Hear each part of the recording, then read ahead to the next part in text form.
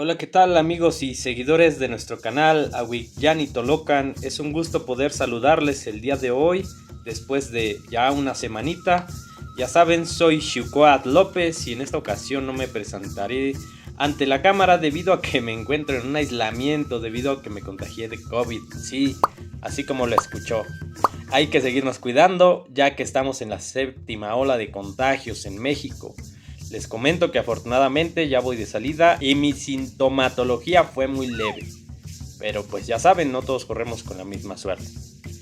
Y bueno, nos iremos directamente al tema del video. En esta ocasión aprenderemos sobre la vida social y política de los pueblos de Anáhuac, mal llamado continente americano, ya que aquí se creó como fundamento de organización la unidad social denominada Calpulli. Y bueno, ¿cómo se organizaba la antigua sociedad nahua? Tenía una división política y gobernantes. No crean que vivían así nada más, como denominan algunos, como salvajes, sin experiencia política, social, y nada más al ahí se va, ¿no? A la suerte y basándose en presagios. Así es lo que nos pintaron los ignorantes en el siglo XVI, cuando no supieron conocer a nuestra cultura y no supieron entender nuestras formas de organización. Pues bueno, hay que aclarar esto, ya que la sociedad mexica es un referente al hablar de las formas de organización sociopolítica en el Anáhuac, debido a que lograron un alto grado de complejidad y de desarrollo en todos los sentidos. En palabras de Boehm, la sociedad mexicana, llegada a la Cuenca de México, tenía una larga trayectoria de evolución sociopolítica. Poseía una conciencia histórica y una tradición historiográfica. Era una sociedad consciente de los procesos de formación y desintegración de largas unidades políticas. En tal sentido, crearon una unidad política a la que denominaron Calpulli, la cual es muy diferente a la que se conoce actualmente en las urbes y las zonas comunales y ejidales, las cuales de alguna forma conservan los rasgos del mismo, aunque adaptados al contexto actual. El Calpulli, por decirlo así, la localidad, en la antigüedad implicaba una territorialidad autónoma, a lo que llamaban Altepetlali, que estaba habitada por altepehuas, o por decirlo así, ciudadanos, quienes en su conjunto eran contribuyentes en servicio o especie. En un calpultin, que ya sería el conjunto de calpulis, ahora sería el municipio, asimismo, estos calpultin eran contribuyentes del altepet, que en este caso sería el estado, y así los altepet contribuirían al Huey-Altepet, o lo que sería la Confederación Nahua, que no eran imperios. Y bueno, esta confederación tenía como centro administrativo en aquel tiempo a la Huey-Tolan, que era la metrópoli.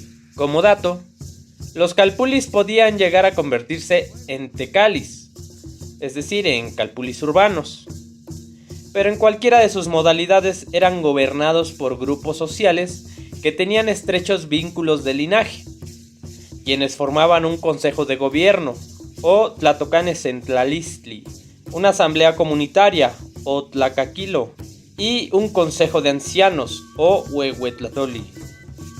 El primero encargado de llevar la administración y tomar las decisiones más importantes del Calpulli.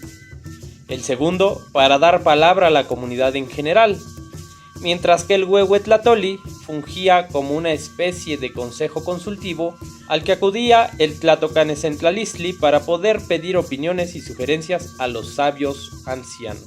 Asimismo, los consejos y la asamblea comunitaria tenían un representante que podía ser un calpuleque, o representante de Calpulli, un tecutli, que era un representante de Calpultin, o un tlatoani, que podía ser el representante de un altepet, o un Huey-Tlatoani, que era el representante de un Huey-Altepet,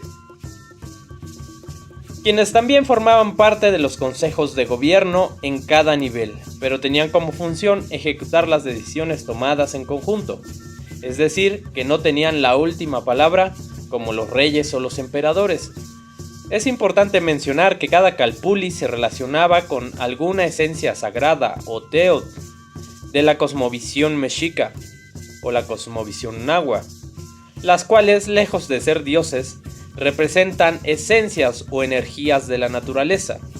Como bien podemos deducirlo al comprobar que en lengua náhuatl no hay traducción de los términos religiosos de la mitología cristiana como dios o dioses, diablo, demonio, etc. En tal sentido, las esencias asignadas a cada calpulli se denominaban calpulteotl, es decir, esencias regentes de calpullis. Esto lo describe Fray Diego Durán en su obra Historia de las Indias de Nueva España e Islas de la Tierra Firme, de la siguiente manera. Después de divididos los mexicanos en barrios, mandóle su dios que repartiesen entre sí los dioses que él les señalase, y que cada principal del barrio nombrase y señalase barrios particulares, donde aquellos dioses fuesen reverenciados, y así cada barrio.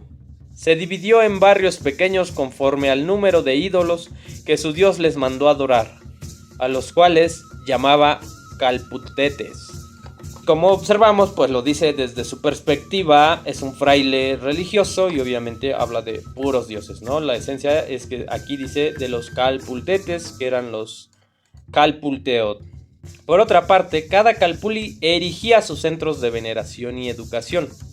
Los primeros, dedicados al culto a la calpulteot y otras esencias menores del calpulli, y los centros educativos constituidos como Telpochcalis y Calmecac, que eran escuelas de educación integral, es decir, que en ellos se educaba a los jóvenes desde los conocimientos básicos hasta las especialidades.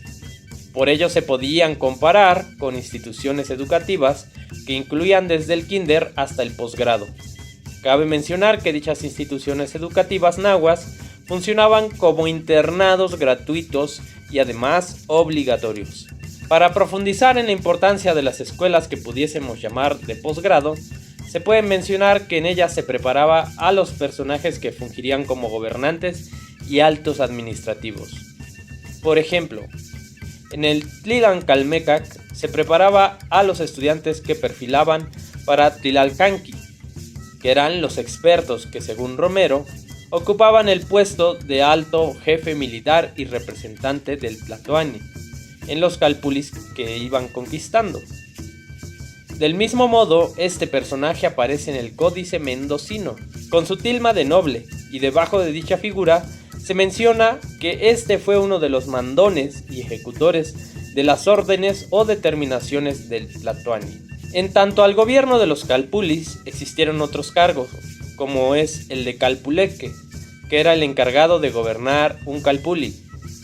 También existió la figura de tecutli, seguramente era educado en escuelas especializadas a las que eran enviados algunos hijos de los gobernantes en turno, o como menciona Carrasco, un linaje noble encabezado por el tecutli, que incluía a los nobles descendientes de todos los señores. De igual forma, Romero menciona que el tecutli era miembro del grupo gobernante en la organización política y ceremonial del calpultin, y que la hacienda pública era hasta cierto punto una obligación de dicho soberano. Asimismo, los tlatoanis y hueytlatoanis tenían obligaciones similares al tecutli, pero a niveles de influencia más altos. Cabe mencionar que estas formas de organización por calpullis eran compartidas en gran parte del territorio de Anáhuac. Por ejemplo, Joyce Marcus argumenta que se observa el mismo patrón en Oaxaca, donde el término zapoteco equiparable al calpulli es queche y el mixteco es tayu. También menciona en el caso de las mayas de Yucatán se usa el término jacá y en la huasteca es bichou. Entonces tenemos una forma de organización extendida en todo el Anáhuac, que es nuestro continente, más allá del Tahuantinsuyo que se encuentra al sur.